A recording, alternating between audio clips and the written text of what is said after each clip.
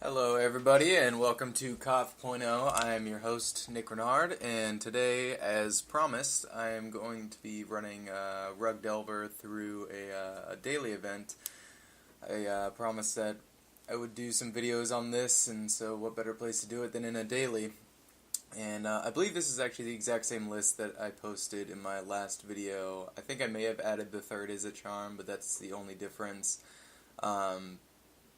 Not much to explain in this deck. You can go, if you want to hear an explanation of some of the slots in here, there's a video, or a playlist that I posted that's just a tech on Rug Delver. I'll go over the sideboard really quickly. We have Electrickery I'm testing out to deal with, it's a sideboard versus John to deal with Lingering Souls and their Bob, and there's also some other matchups like Affinity that it would be fine in, and then Spell Skites for Red Deck Wins, and Poison, Deceiver, Exarch, and the new Slippery Boggle deck. Negates we have for combo decks like Eggs and Storm, Huntmasters for aggro, and our Jund matchup, Back to Nature, for any enchantment really, but the reason I'm playing Back to Nature over Nature's Claim is also for the Slippery Boggle deck. And then Ancient Grudges are obviously to kill artifacts, and also a very good sideboard against Affinity.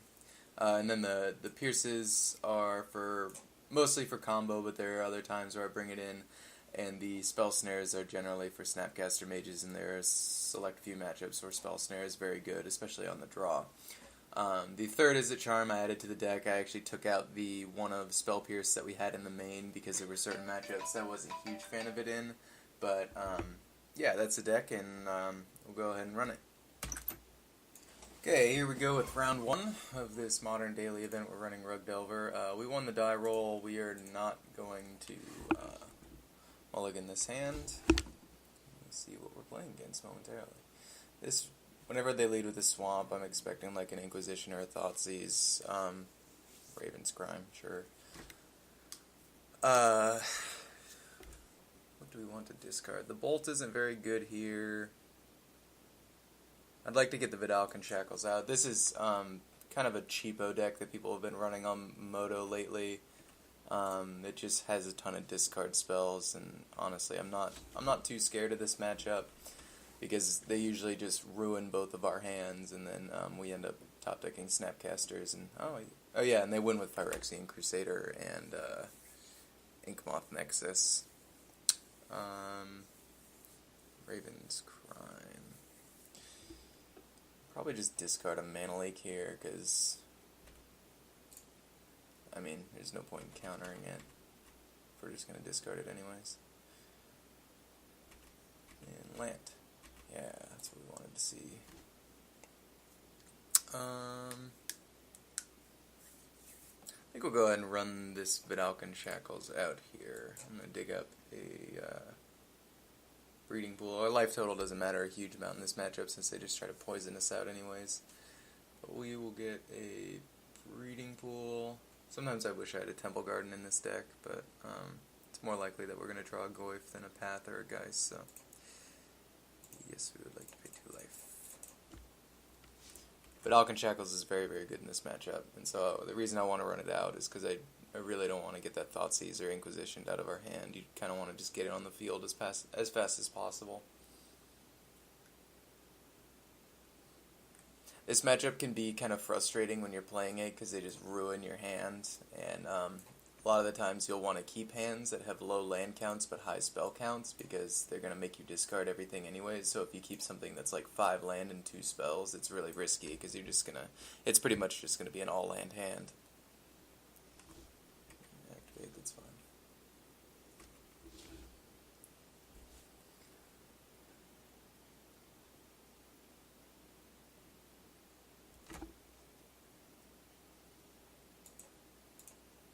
We got our Hallowed Fountain anyways, so great. I'm going to go ahead and pay 2 life for this Hallowed Fountain, because again, the life doesn't matter, and we may use the 4th mana.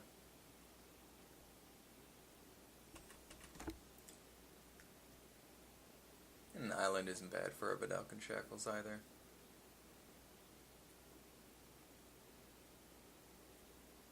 So because Crusader, definitely countering it.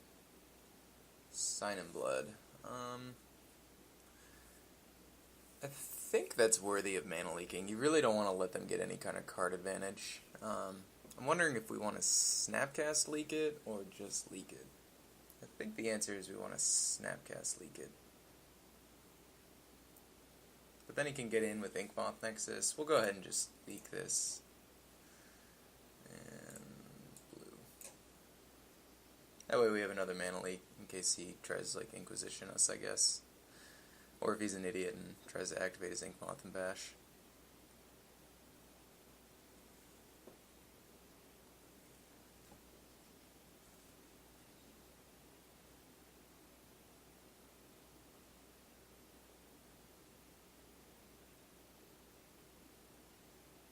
I really don't think this deck has been seeing play lately, but I really don't think it's good.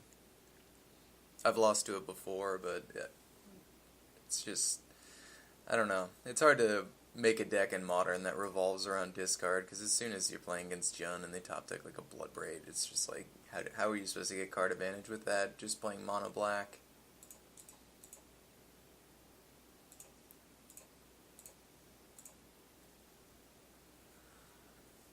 Goyf is interesting. I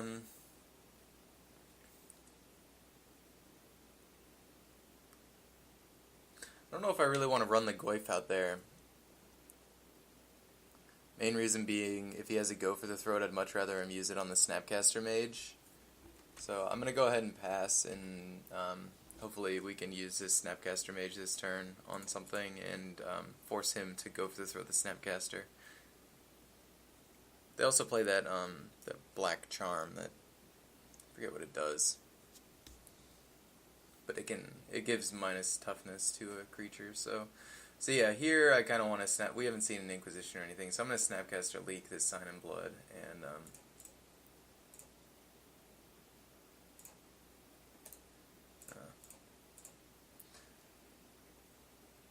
again, we don't want to be giving him any card advantage that we don't have to. It's going to be really hard for him to kill us with Vidalcan Shackles in play, because I don't think they have any main deck answers to it, aside from just playing a ton of guys and getting in there.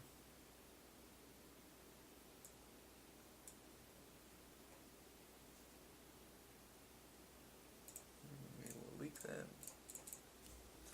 and we will F6. So if he makes us discard a card, we're going to be discarding the leak, most likely, because that... Let's see. He's probably holding a go for the throat. I'm wondering if he just wants to use it now so it doesn't get countered.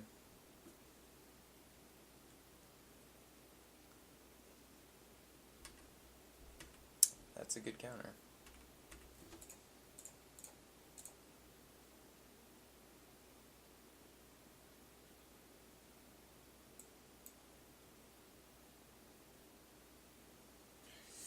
Disfigure.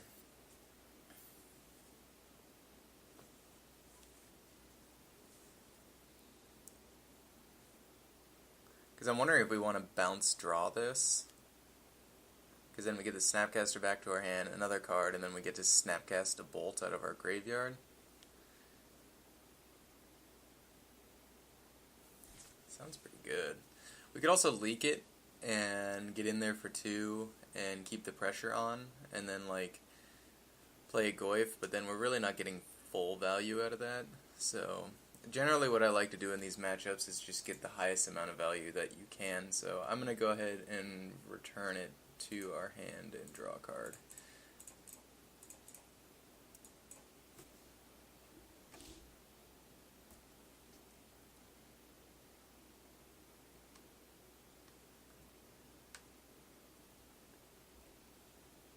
Allows him to get in with Inkmoth. Serum Visions is a good one. Card advantage is the most important thing in this matchup. And obviously just not dying to infect damage.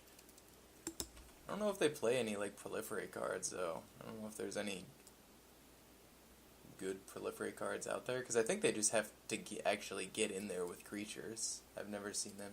I haven't even seen Skitherix out of them before. There goes our Snapcaster.